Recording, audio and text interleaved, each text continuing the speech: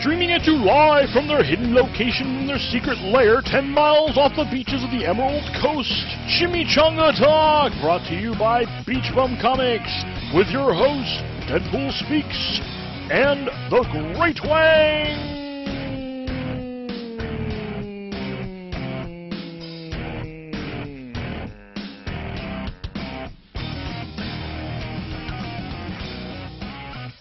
So I'd like to welcome everybody, and Beach Bum Comics brings you Chimichanga Talk with me, Deadpool Speaks, and with me as always is the Great Wang. Hello everybody. There you go. There you go. We're waiting for you, Wang.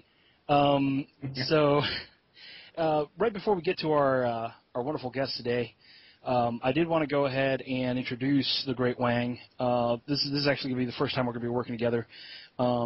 And I'm really curious about how someone gets the name The Great Wang. Many years ago, it seemed like a good career choice to go into the magician field. And after a few weeks, I realized not the best career choice. Apparently, I was making the wrong people disappear, and the cutting the real lady in half probably sealed my fate as a failed magician.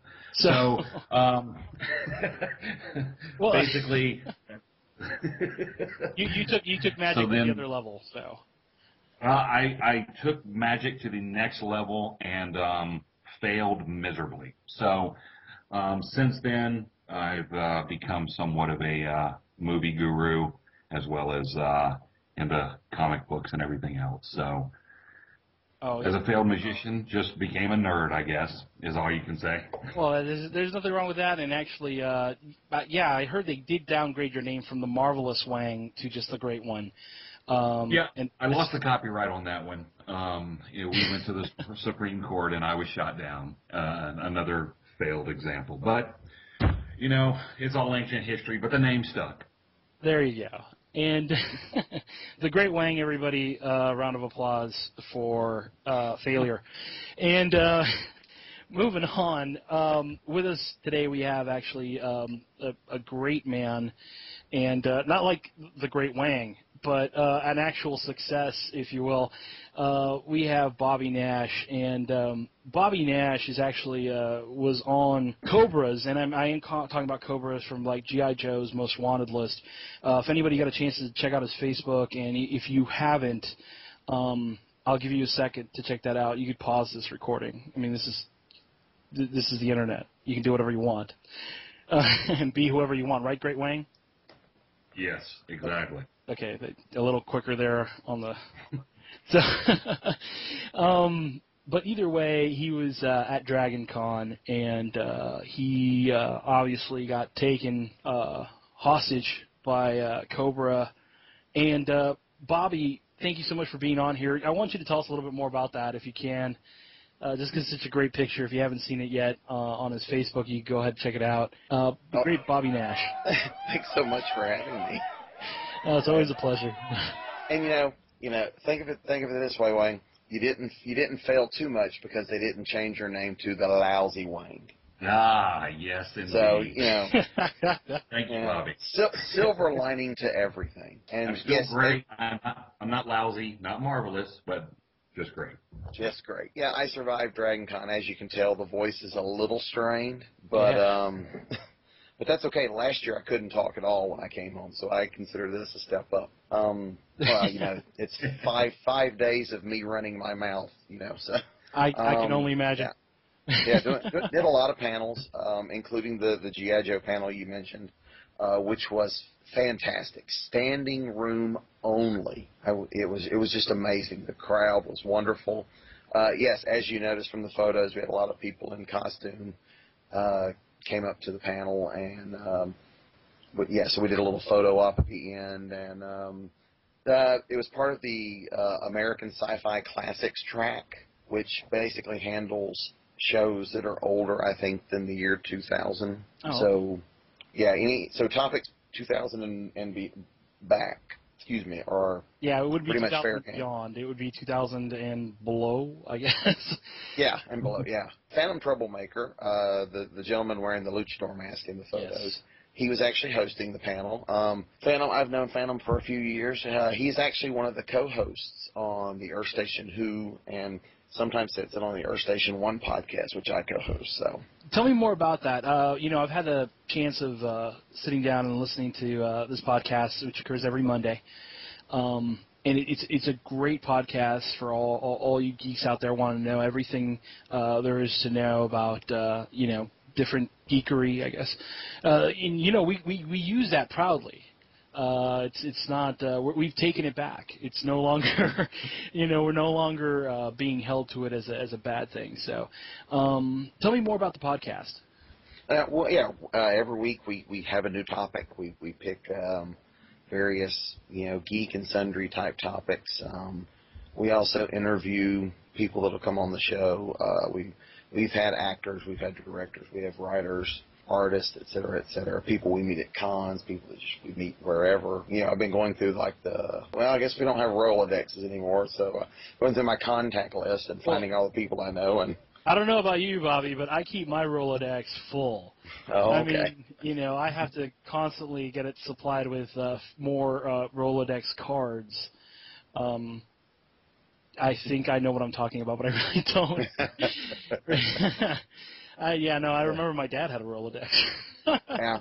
I had one for a short time, and I found it was just easier to keep it in the computer. Yeah, I know, right? Yeah. So, but yeah, so we do a lot of that stuff. We do interviews, et cetera, and we have a lot of fun. Yeah, and we pick a different topic each week, and we, you know, run our mouths. It's basically like doing a comic panel every week. Is pretty much how it's probably best described. And you have a lot of really good opposing views on there. Yeah, sometimes, yeah. And sometimes, quite a few times actually, and on some really good topics too, as far as movies and different things are concerned. And that's what keeps the show fresh. So it's always really good to check out Mondays. Plus, you guys stream it. Yeah, we record on Mondays. It usually goes live on Wednesdays. Oh. Yeah, we edit. So yeah, you guys just get the good stuff. All the parts where we mess up, yeah, we cut those out. Oh really? Oh yeah. You see, you just ruined it for me. It's you know, geez, Bobby, I guess you could have gone to the Great Wang show and kind of like showed them how they pulled the rabbit out of the hat, huh? Yeah, it just sounds perfectly live. So who knew you edited it? Yeah, well, we do. We also, because we are a magazine format show, we don't, you know, because like we do things out of order because we have the interviews, and so we don't want them to have to just sit there for 2 hours waiting for us to get to their section. So yeah, we do record out of order. Yeah. So yeah. Oh, see, sorry. I guess I pulled back the curtain. Movie magic again. There you go. Everything revealed, yeah. Bobby. I mean, you know, you're like that masked magician guy who used to come on the, you know, speaking of shows in the 2000s. Remember him? Uh-huh. He used to come on Fox or something. Showed how all the tricks were done. Yep. Oh yeah. Oddly enough, here's your nice Dragon Con tie. You remember that was hosted by Mitch Pileggi from the X-Files? Yes. He was a Dragon Con guest this past weekend. Oh, good to know. Good to know if I had a way of going into the past and checking them out. I wasn't there, unfortunately, this year, but I heard that it was crazy. Yeah, there's. If you've never been to Dragon Con, calling it a convention is probably not the most accurate of descriptions. There are all different types of conventions. For those who have gone will know. You know, there's some that are kind of the trade show feel. It's all in one booth. It all happens during the day. At night, everybody goes their separate ways. Mm-hmm. You know, you come back, you're there from, you know, and those are fun shows. Absolutely love those shows. Dragon Con is basically a city-wide convention. It takes place over 5 hotels. We take over the Peachtree Center Mall food court. It is in the America's Mart, which is a couple of big buildings, which is like convention and open space. We also we have a parade which takes over several streets of downtown. We have events at the Turner Field and the aquarium. So basically, Dragon Con takes over the city. That's crazy. Some people think, well, the San Diego Comic-Con is crazy, but I didn't realize there was so much involved in Dragon Con. I'm only like 5 hours away. It's very unique in terms of how, not only how it's run, but it's of the focus of it. I mean, when you go to San Diego, San Diego is probably the one that gets compared to the most because they're both very huge shows, but they're very different in focus. The trade show type shows, that's where they're very industry driven. The guests that are in Hall H and San Diego, they're promoting stuff that's coming out now. That's what they're there for. And that's generally who's there. And again, that's great. I love that stuff. So I don't want to sound like I'm putting that down. But Dragon Con is focused on the fans. Well, there you go. And I mean, if there's any angry letters, please direct them to Bobby Nash. Yes. So yeah, absolutely. No, I absolutely adore the San Diego Comic-Con and would go every year if I could afford it. But Dragon Con is definitely a fan-centric show. There are guests there from new shows. They had a nice contingent of people from Arrow. Yes. They had a nice contingent of people from Warehouse 13, Defiance, Walking Dead, shows like that are on the air now. There's some Game of Thrones guests, et cetera, et cetera. So I mean, there's still a lot of that. But then you also had Ed Asner was a guest. Oh, right. Nice. We had a couple of classic Doctor Who actors. Sylvester McCoy and Peter Davison were there. Lee Majors and Lindsay Wagner were there. Lee Majors. So, yes. Wow. $6 million man. Yeah, so you get guys like that, Richard Hatch or Lou Ferrigno. So it's a nice mix. Yeah, I have a curious question. I wonder how much the $6 million man is worth in today's money. I mean, you'd have to think of both sides of it. I mean, there's the fact that they took a whole bunch of technology and fitted him with it, and with Obamacare and everything else. I mean, would he be maybe the $2,500,000 man, or would it go the other way, where he just couldn't afford it, and I mean, we probably couldn't afford to rebuild him? The original $6 million man, when he was built, he wasn't video capable, and then they put a VHS player in his right thigh back in 1983 so he could air video. But I don't know what they've done since. I don't know if they've upgraded him. I think they upgraded him to Betamax, and that was just a terrible idea. But then they moved him up to Laserdisc. Oh, okay. So, and then HD DVD. But it's.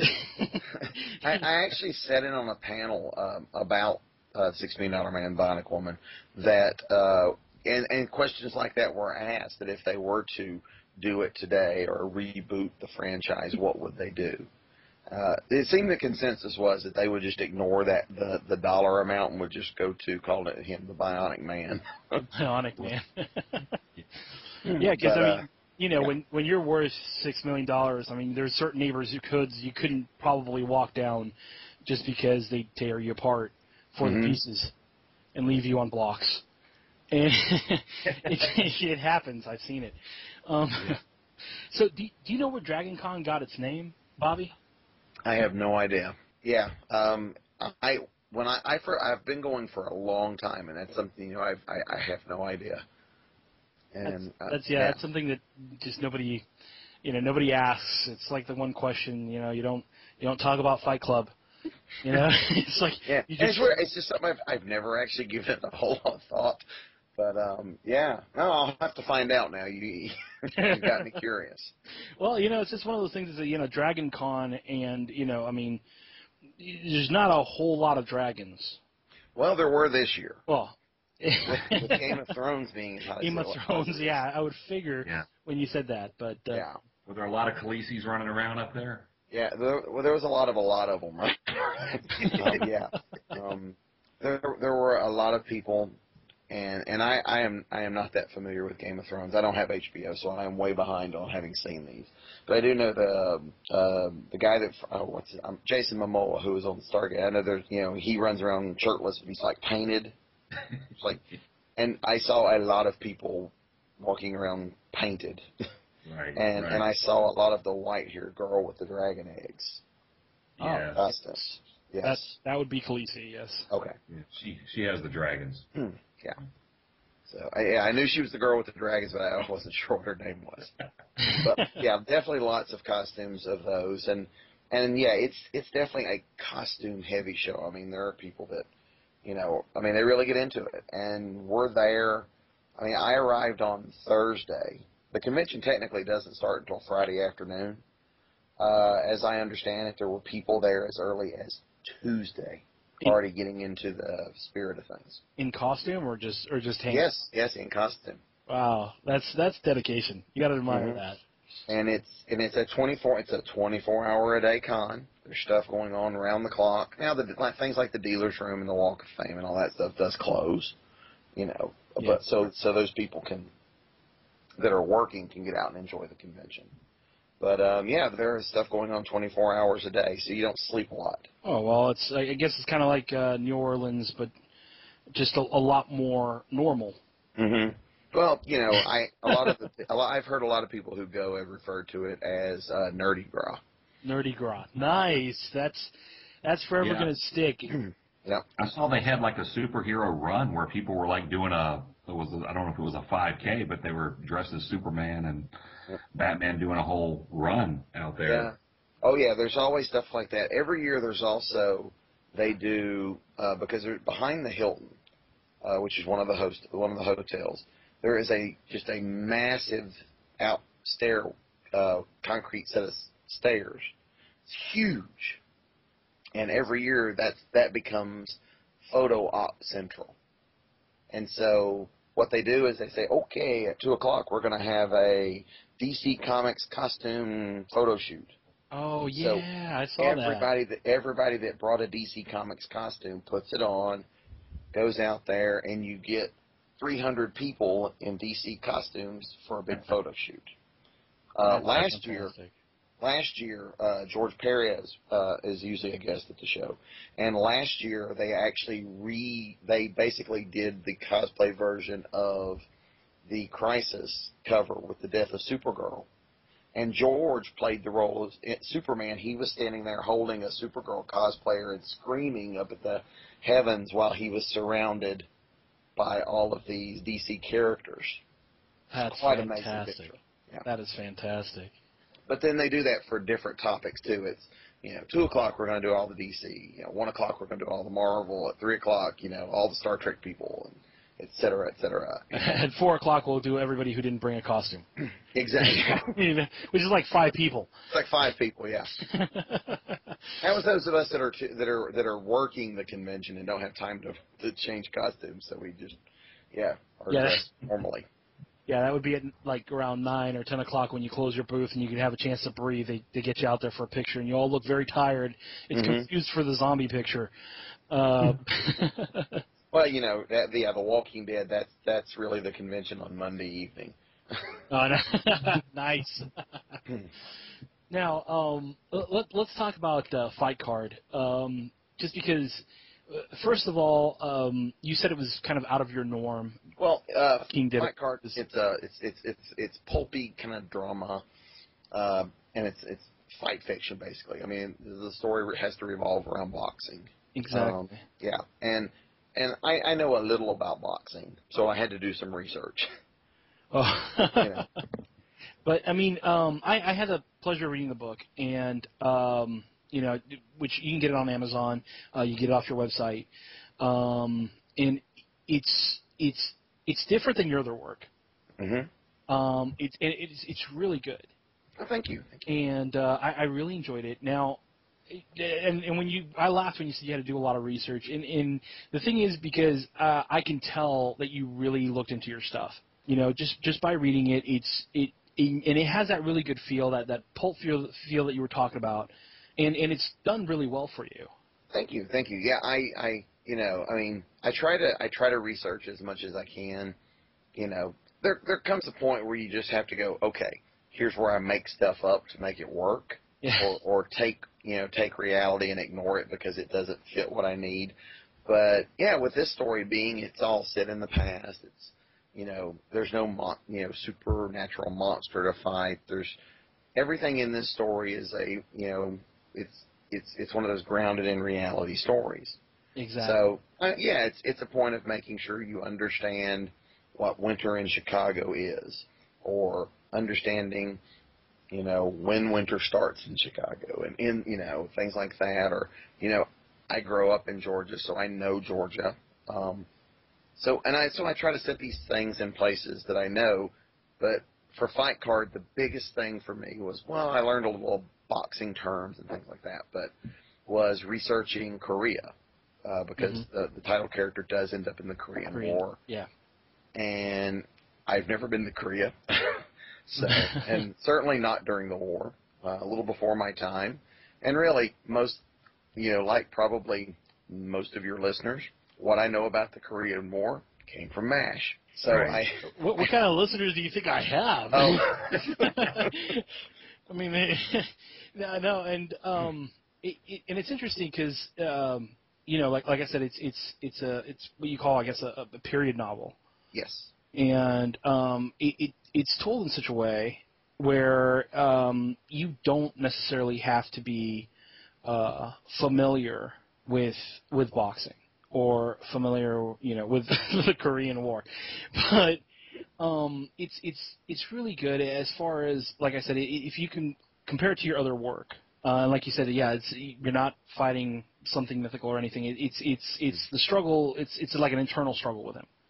Yeah, and there are no like weapons fired until like the end of the book, which for me is unusual. Exactly.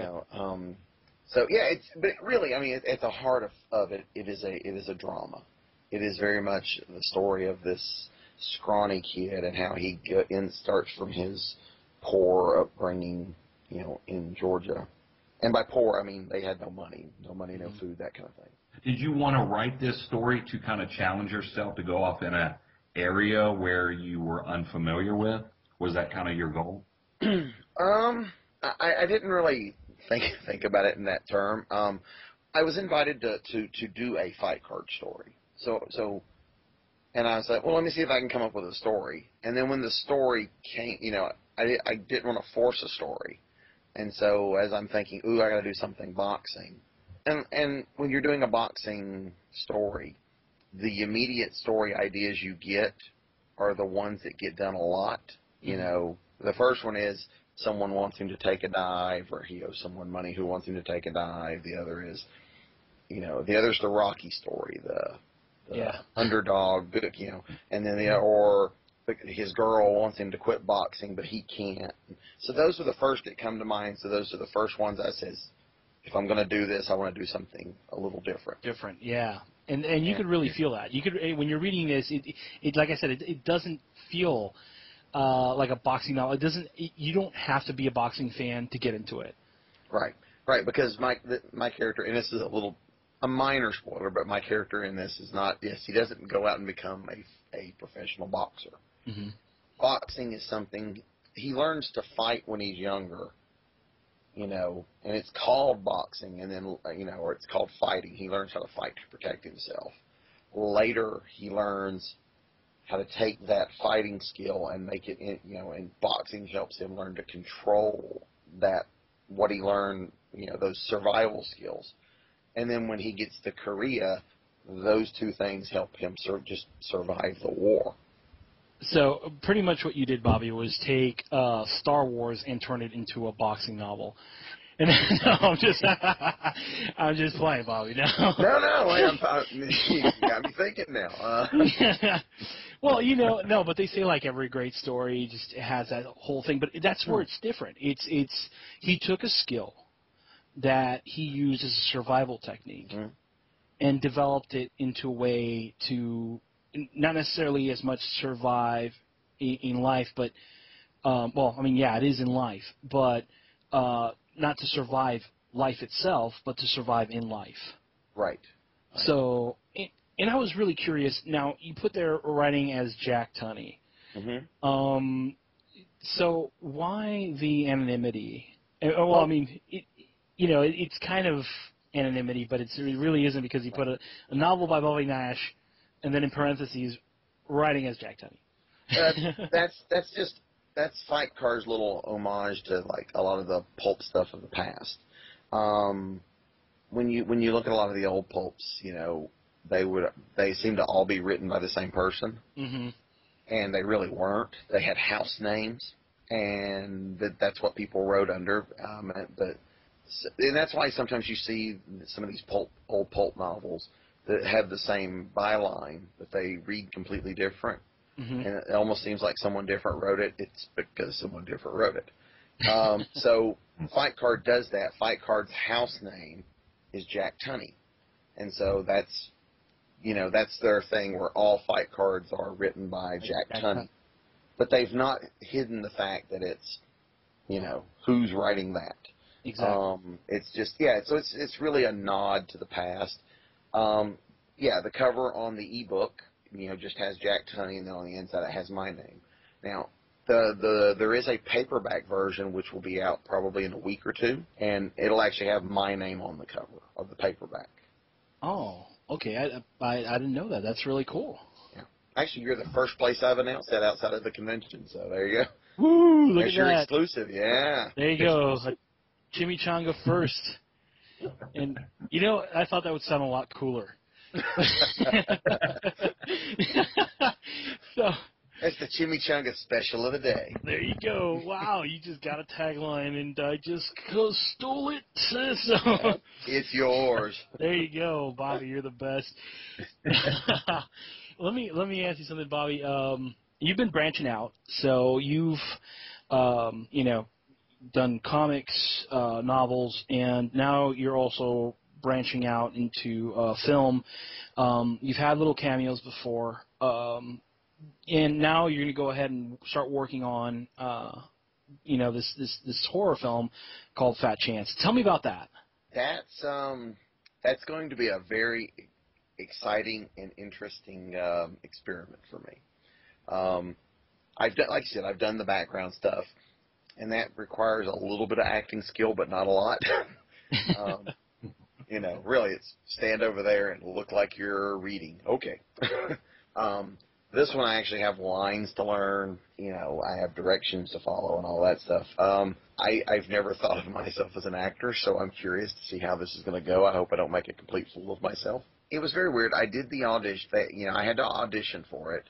I know the guys that are putting it together. I've known Daniel Emery Taylor and Jim O'Rear for several years now, and then they're both actors, and they get out and they do a lot of projects, and they got together and did a horror movie called The Hospital that came out it was either last year or earlier this year, and they did it to rave reviews, and it's a very dark and disturbing movie, but they got a lot of good reviews, and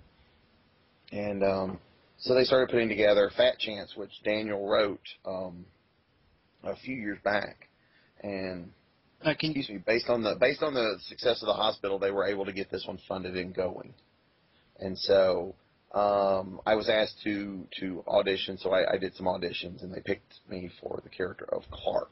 Now, can you give us a little background on this film, or sure. like a synopsis on it? Yeah. Basically, it's going to be kind of a throwback to like the '80s kind of slasher flick. So there's going to be a lot of humor in it as well. That's great. It's called Fat Chance. Basically, it is there's a reality show called By the Pound, which is one of those weight loss reality shows, and they are filming. They have these contestants out in a state park out in the middle of nowhere, where they're cut off from reality for however long to handle this. And then as it progresses, they keep disappearing. But then, like, they're leaving in the middle of the night, and disappearing, and comes to find out they're actually just being all murdered. Oh, and so you have to follow through as someone is going around killing all of the contestants on this show. So now, since it's a throwback to a lot of those, like 80s slasher hacker films, is there going to be a lot of TNA? I have to ask because, I can announce that Daniel and Jim recently just announced that Bree Olson, who is a former Playmate and former porn star, is in the movie. So that probably answered that question. But yes, there will be, yes. It's definitely going to be an R-rated movie. So definitely she got casted for her acting chops. Absolutely. We're expecting Academy Award nominations for her. At least. Yeah, at least, yeah. But it should be a lot of fun. They've got, there's going to be some notable horror actors who are going to make small appearances in it as well. So it should be a fun time. That sounds great actually, because with a lot of the throwbacks, and Sci-Fi Network's been doing a lot of these spoofy, campy kind of horror films, but most of them revolve around mutated animals like Sharknado. Mm-hmm. Which I hear is hitting a big screen somewhere near you, just because so many people went on an uproar for these films that just right away when you told me that it's based off of a reality show to lose weight, and the film's called Fat Chance. Mm-hmm. Yeah, this is definitely going to be right up a lot of people's alleys. The tagline for the early notices had under Fat Chance, it said they're dying to get thin. Nice. So, but speaking of Sharknado, since you mentioned that, someone at Dragon Con did make a Sharknado costume. Oh, wow. It was actually, it was like the tornado costume, and they were inside of it, and there were little rubber sharks around it. So, Google that, you'll find, I saw, some of the photos today. It's hilarious.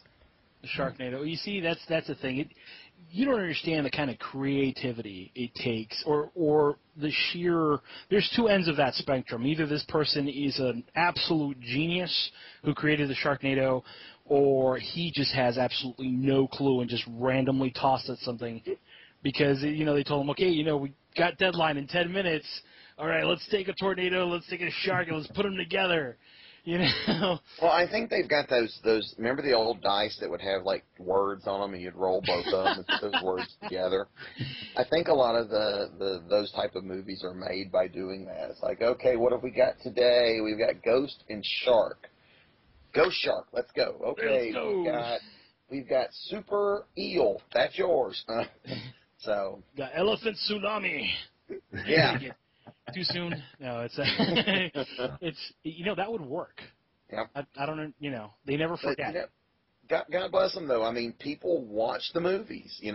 I mean, we all make fun of them, but people watch them. Well, you know what? It actually takes me back to the Rocky Horror Picture Show. Okay, because the Rocky Horror Picture Show, a lot of people when they first saw it, they were like, "What is this? This is garbage." This and that.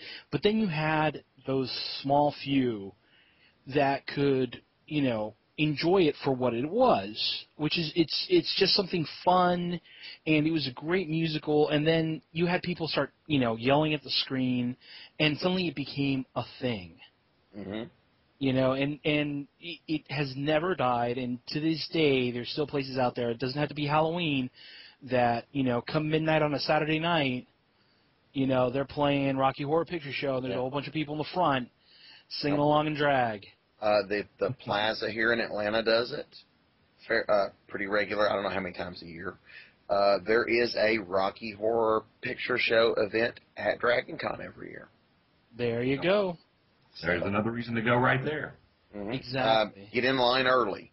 The line to get into Rocky Horror every year wraps around a complete city block. I can only imagine, So, you don't have to dream it. You have to be it to be in there. Mm-hmm. So, but, and it just goes to show, it's like, and that was without trying. I mean, they just put this together. It was kind of like a love for this, for musicals and a love for everything else. And then when they tried to do a sequel to it, Shock Treatment, which I don't know if a lot of people are familiar with, they tried to create pauses for people to yell stuff at the screen. Right. And it didn't do as well. Because they tried too hard. Yeah. But right, because they're trying to tell they're trying to coax the audience into a reaction instead of just getting a reaction. Exactly. Yeah. And you can't force that. And I mean, this film Fat Chance sounds like it's going to be a good time. Yeah, I've read the script. The script is pretty funny. So yeah, I'm excited to be a part. I mean, I'm a small part of it, but I'm excited to be part of it. I go down. I mean, we're recording this on Tuesday. I drive down on Friday and start filming on Saturday. So you are hopefully this voice thing will have cleared up by then. you are a busy man, and then you got a con the following weekend, don't you? You like a small con that you're doing? That's later in the month. It's still a few weeks away. Yeah, it's the 29th in Warner Robins, which is in South Georgia. All right. So yeah, it's a one-day show. It's on. I don't have it right in front of me, but I believe it's Sunday the 29th. Fantastic, and you'll obviously have that information on your website. Yeah, it's on my website now. Yeah. And all right, so let me ask you this. Now, you're just getting back from Dragon Con, everything else. You've been a busy man, and one thing that we did want to bring up, and actually, Wang, since you're better at the whole movie thing, big movie news recently. We had the casting for 50 Shades of Grey. Now, come on now, Bobby. You're like, okay, like this. I haven't heard this. I don't know who they've cast. Oh. So I'm going to learn something here. This is great. I mean, you being a novelist and having the success that you have, and I mean, this the person who wrote 50 Shades of Grey was, they published it online, and it just shot into space, just how popular this thing got, and it's funny because a lot of people call it like lady porn, and being a guy, you always try to get into the mindset of women. Mm-hmm. So I read the book, and it hurt to read. I didn't get into it. I'm sorry. I'm not, I wasn't much of a fan. Have you read it, Bobby? I have not. No. Okay. Well, it's good for you because you still have that part of your life that I unfortunately lost. You know what? The author of that book, though, they get that success we all want. So we want people to buy the books. Exactly. Absolutely. Yeah, and Wayne, did you read it? No, it was. I kind of got into it at the beginning, but it didn't bite my fancy, I guess. Let's just say I've read more exciting in the past, but I could understand how the housewives really got into it if they're sitting at home or they're just. Women seem to go nuts for it, and I could understand why. Almost a fantasy world for them is what it basically entailed.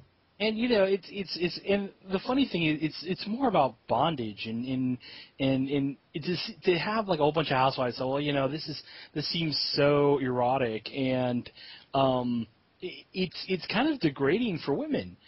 I mean, in my opinion, and like I said, there's some people who have different views of this, but it's a huge book. So they finally cast this movie, and there's been all sorts of rumors, but they finally came out yesterday and they finally said, "Hey, we're casting this movie." And Wang, who did they say they were casting? The female part is going to be Dakota Johnson, who is Don Johnson and Melanie Griffith's kid. She had parts in the 5-Year Engagement and 21 Jump Street, and then she was in The Social Network. The girl if I remember the scene, wasn't she the girl with Justin Timberlake wearing the skimpy underwear? Well, yeah, I could see how they casted her for this then. No, but you're right. Which is, she hasn't had a lot of film time. But it's actually interesting. It's interesting that they casted her for this. And then the real interesting part as well is who they casted as the Mr. Gray, the main character, Christian Grey. Which is this gentleman from Pacific Rim. Yeah, that's Charlie Hunnam. Right? Yeah, exactly. Oh, okay. He does Sons of Anarchy. Yes, exactly. So they casted him, which if anybody's read the books, I mean, you know that this Mr. Grey character is supposed to be an older man, and she's supposed to be just out of college, like interning for him. And she's sexually inexperienced, like most women coming out of college. From a creative standpoint, I think the interesting thing is how they adapt this book, because in this day and age of PG-13 films, I know they probably have to make this R, but we grew up in an era, or I did. Maybe I'm older than you guys, but I mean, I remember the controversy around 9.5 weeks. Everybody was like, "Oh, it's so dark and it's so over the top." The difference is now we have the book first that everybody's read, and then they have to try to adapt this to film, but not to create. I think now they don't want to create that controversy. I mean, you being an author, Bobby, I mean, it's a fine line between creating controversy for show and then actually going, oh, wow, we didn't mean to create that controversy. You kind of understand what I mean? I do. Well, they say there's no bad publicity, which I guess, controversy does make people check stuff out. But I also think, too, that not only that the audience has changed, that the type of movies we get now have changed. And, it doesn't seem to be that this type of material, back when 9.5 weeks came out, it was kind of scandalous because that's not the kind of stuff we normally talk about in public or we show in public, we kind of, right. We didn't go that far. And now, with, I watch shows on cable, on like regular cable, basic cable, that certainly are show and do more than 9.5 weeks ever did. Well, I guess we're always pushing the boundaries of how far we can take something. Right. So it just depends on I guess it just depends on how they film the movie. I mean, that's really the hard part is going to be for them to capture the feel of the book. Now, I don't know exactly. Like I said, I've not read it, so I don't know how the book is presented and if it's from her point of view or if it's just from different point of views. But yeah, it's going to depend on how they film it to see if they can capture, because when you read a book, you feel you usually connect with a character, and you kind of follow that character through, and that character becomes your point of view of the entire world that's in this book. And with a movie, a lot of times that changes because, instead of just following one character around, we can see what other characters are doing when they're not around, and exactly. So, yeah. Sometimes I feel that that's exactly the problem with, like, a lot of Stephen King films. If you've ever read Stephen King, he's extremely descriptive, and, you have people that either love him or hate him. But then his movies come around, and a lot of people get really disappointed because of the fact that it's real difficult to take his books and then kind of really piece it together really well because he tells so much in the story. A good recent example, I watched the movie Paranoia, and the movie is there's not much, to be a thriller. There's no tension or any of suspense in the movie, but the book, however, has a lot of that. So so when they translate it to the movie, the suspense part really didn't take. and so I think it kind of hurt the movie. So they may have been able to do different things. So it's tough. I mean, it's tough to do that, no matter what. I mean, I write, when I write my mystery thriller novels, you have to put in clues and you have to set suspense and you have to all these things and hide identities and things to, because if you tell just the reader up front, oh, this is the killer, by the way, and you have to drag all that out and you have to lay in the groundwork and drop the clues.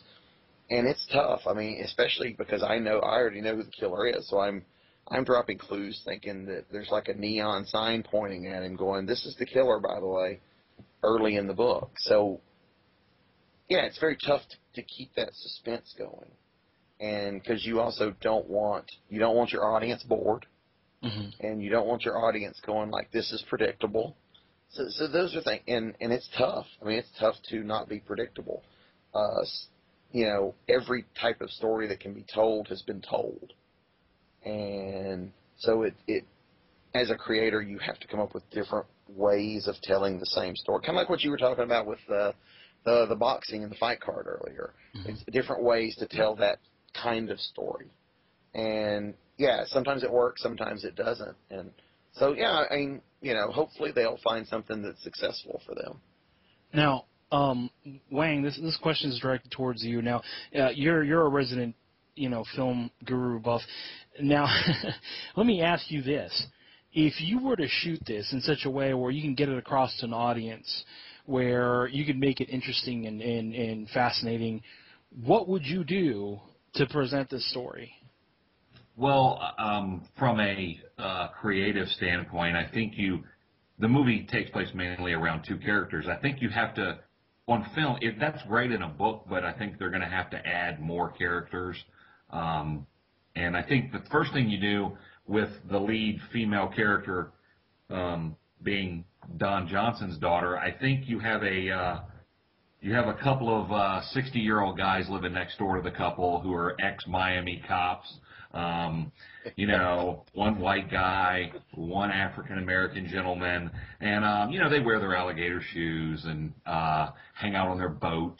That would be kind of interesting, Now, hang out on their boat. Now, I don't think this takes place anywhere near water, but obviously these two would have a boat located somewhere on their property where they would obviously be hanging out all the time, correct? Yeah. I mean, and they still wear the the pastel colors from 1985. So they basically they're the same characters they were on Miami Vice. Yeah, they have the boat parked in the driveway, and they have a swimming pool, one of those little tiny wading pools with a couple of fish in it so they can fish off the boat. And yeah, that would only be stuck on the front part of the bow of the boat. Yeah. So, so they don't seem that weird to the neighbors. But and they're keeping a lookout for Sharknado, by the way. You see, that's how you sell the film. This is the kind of film I would go see. Especially for Don Johnson. Bless him since he's come back. And I say he's come back, but really he made the appearance in Django Unchained. Mm-hmm. Exactly. And when I saw him, Big Daddy. I'm like, wait a minute, that's Don Johnson. I was like, what? Oh yeah, and he did Machete too. Yeah, he did that. I try to forget a lot of the things that Lindsay Lohan's in, but Machete, man, and they're coming out with another one. Yeah.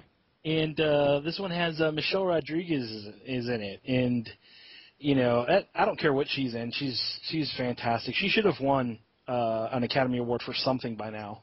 Yeah. Yes, I've seen her in person because I was an extra on Three Stooges, and she's one of the villains in the Three Stooges. Yeah. So I got to watch her work. Yeah, I got to watch her work for a couple hours, and she's hilarious. Well, and I'm not the only one obsessed with Don Johnson. We know Bobby's a big fan of Harley Davidson and the Marlboro Man. So, with that being said, we all like a Don Johnson. That's a good guilty pleasure movie. For strictly personal reasons, I really loved Nash Bridges. Which isn't far from that character. Yeah. I mean, it's like Fringe, kind of alternate universe type of thing. Mm-hmm. But Don Johnson definitely needs to be in more movies. Actually, I'm hoping they'll cast him in the Batman Superman film as I don't care who. But I go see it. I mean, they're casting everybody in that movie. They got Ben Affleck. Well, I mean, obviously since. But now they got Breaking Bad's Bryan Cranston in there, and he as Lex Luthor. Like we didn't see that coming, but and so I'm really excited for that. What are your feelings on that, Bobby? I'm just curious. On the Ben Affleck part, or just the Batman Superman in general? Batman and Superman in general. Everybody knows how you probably feel about Ben Affleck, but yeah, I hope it's good. I enjoyed, for the most part, Man of Steel. I had my problems with it, but for the most part, I enjoyed it more than I thought I would. All of the early, when I would see just photos before they had released any trailers or anything, the photos from Man of Steel, I was not excited. The photos just did. I'm like, there's nothing in this makes me think Superman. Mm-hmm. Then I saw some trailers and I felt a little better, but I'm still kind of. Then I watched the movie, and Henry Cavill really sold me as Superman. I have some problems with the story. Things I'm wondering why they did, but for the most part, yes, he sold me. Seeing him, and there's a few different. There's like 2 or 3 scenes that really just made me go, okay, I buy him as Superman now. And bringing Batman in. And granted, Batman is basically the guest star in this next movie. Yeah. He's, we don't know how much he's realistically going to be in there. I know it's part of their plans to set up a Justice League movie. Mm-hmm. We actually talked about this on, I was on a panel at Dragon Con where we were talking about Arrow, the TV series Arrow. Uh-huh. And that was one of the things that was brought up was about because they're introducing the Flash in this new season. Yes. In the attempt to spin the Flash off into his own show. And people were wondering, are these going to be 2 separate universes, or are they planning to have Flash and Arrow from TV as part of the Justice League? So there's a lot. We don't really know what they're doing yet, but it looks like they're laying groundwork to build that bigger world. And I'm sure after this Superman Batman movie, I have no doubt that they're going to spin Affleck off into his own Batman movie. Exactly. I can't see them not doing it. I mean, because really, Batman is their cash cow in terms of movies. And a lot of people forget. It's like a lot of people give Affleck, a bad name because of Daredevil. Mm-hmm. But I mean, if you look at Daredevil, he did a pretty good job in it. I don't, I'm not going to say it was the greatest job in the world, but. Well, he's grown since then, too. He is a much better actor today than he was then. Exactly. He's learned a lot. And some actors, and I think he's falling into this category. Once they get older, he stops being the pretty boy actor and he becomes like, I don't know how to say this, I guess, but he kind of grows into now we just look. It's not what he looks like. It's the fact that he's an actor. Yeah, he's building out of that George Clooney kind of like when George Clooney was first the pretty boy, kind of like didn't have any serious chops, and then as he got older, and as his films grew, he grew more and more respected.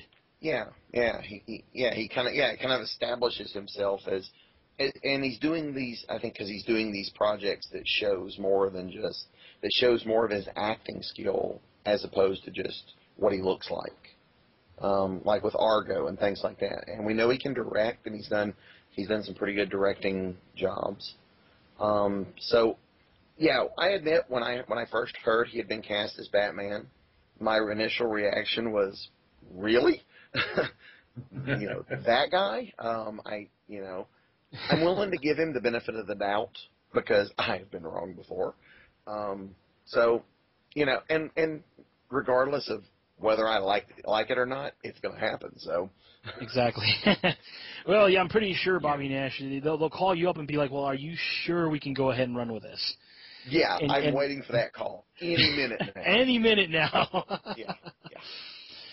Well, we really appreciate you having you on, and one thing that we wanted to do is we're trying out this portion of the show, and we really kind of want to, give you not only the ability to be on our show as a great reward, but for surviving the convention. That's it. Yeah.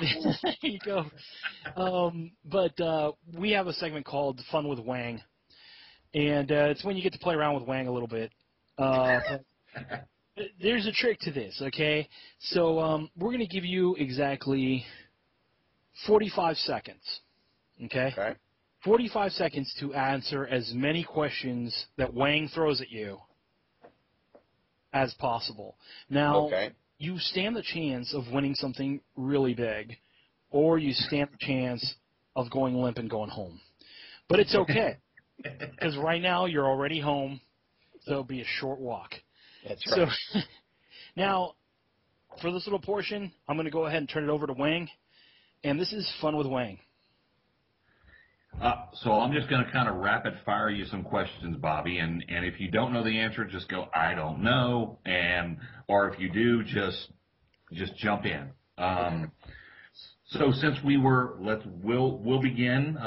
Since we were talking about Batman, so and you know comic books, Batgirl was whose daughter? Commissioner Gordon. Ah, do you know her name?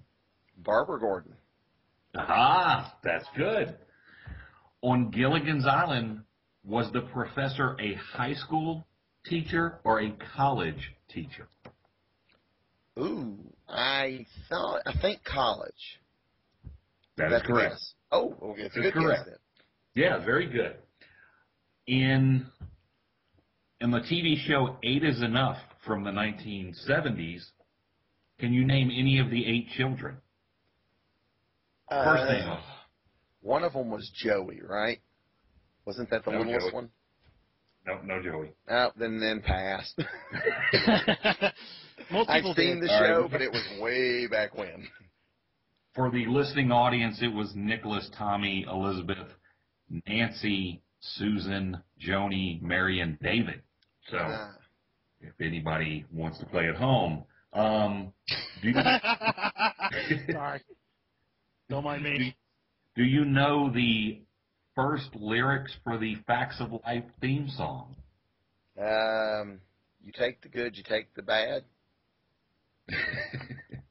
Don't stop there. Come on. Oh, no, that's as much singing as I'm going to say.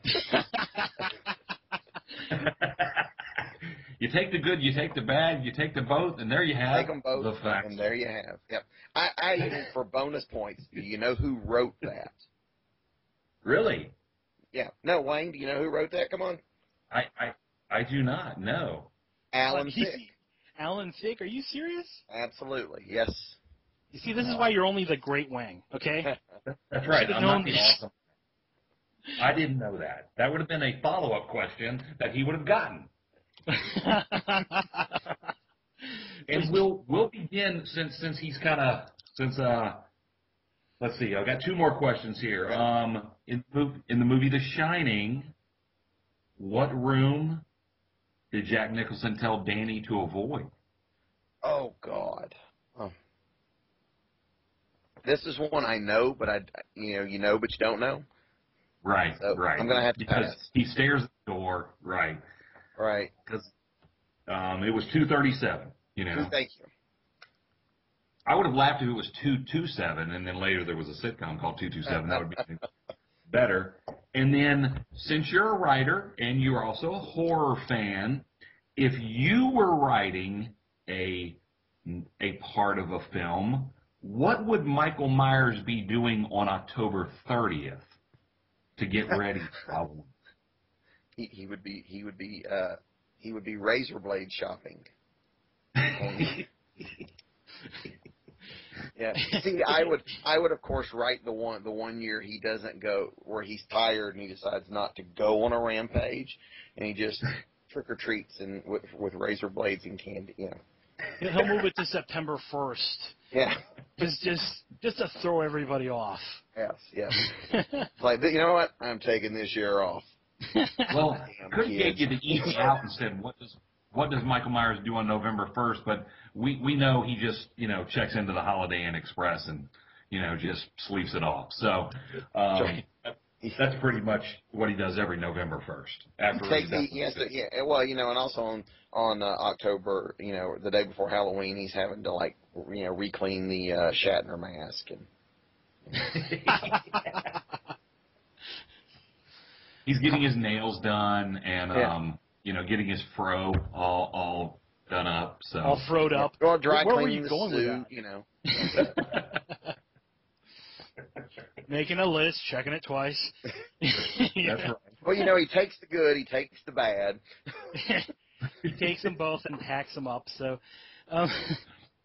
that's awesome. All right, so was that it, Wang? How'd he do? Who's that? Exactly. And the great Wang. How he did? Let's see. Let me add this up. 8,609 points for Bobby. Woo! Yeah. That is a record high. That's on a scale of 6 million, so I don't really know how to give a prize out, but we'll do our best. Well, Bobby, for you and for our wonderful listening audience at home, we do appreciate having you on here, and we don't want you to walk away. So what we're going to do is we're going to go ahead and give you a free Bobby Nash novel signed by the author. Actually, so now it's not worth anything because somebody wrote on it.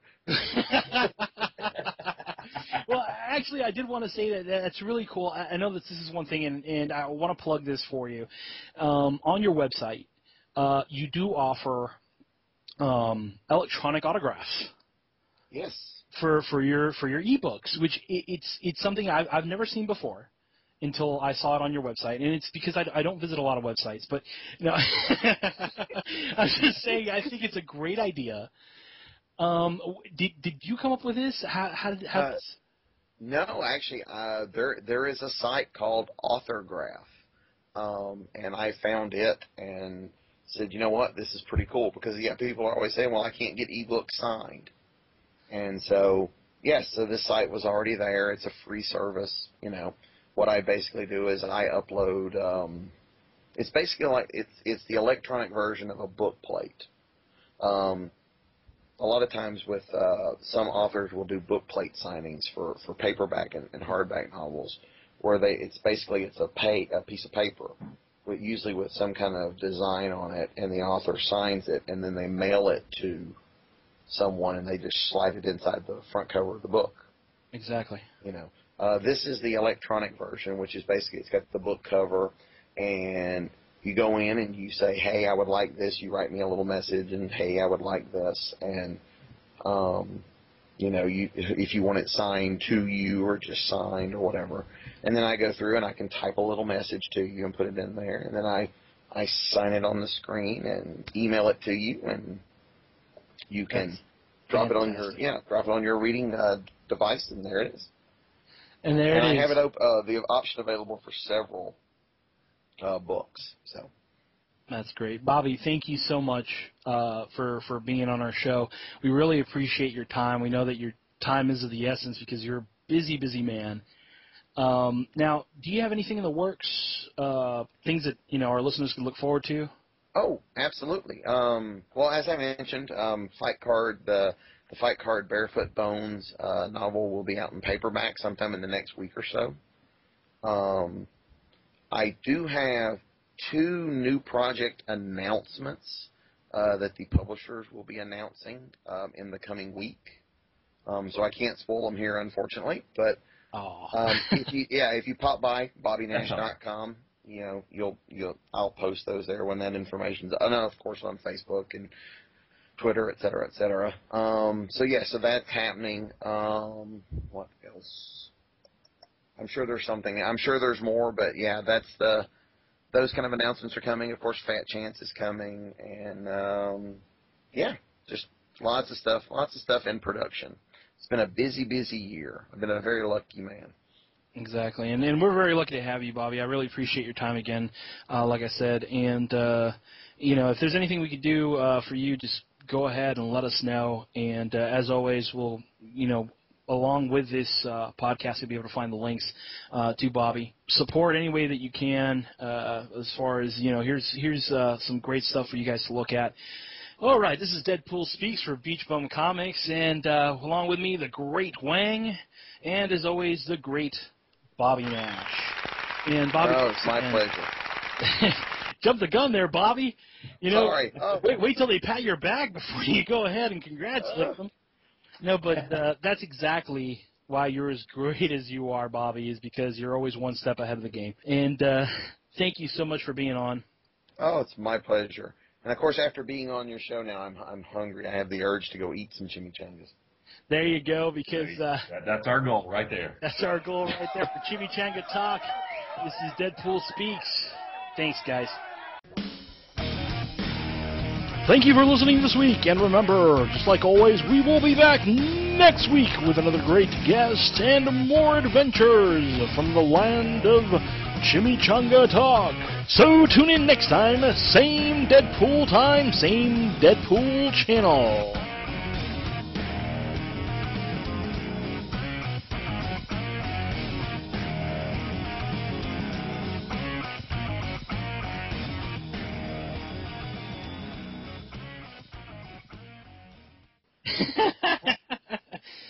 I can just imagine now you guys getting off the podcast, going out and getting in your taco truck now and running around and playing, to sell chimichangas after the show. Well, that's my night job. Oh. Believe it or not, tacos sell a lot better at night. You can't see what's in them. That's why. Ha ha ha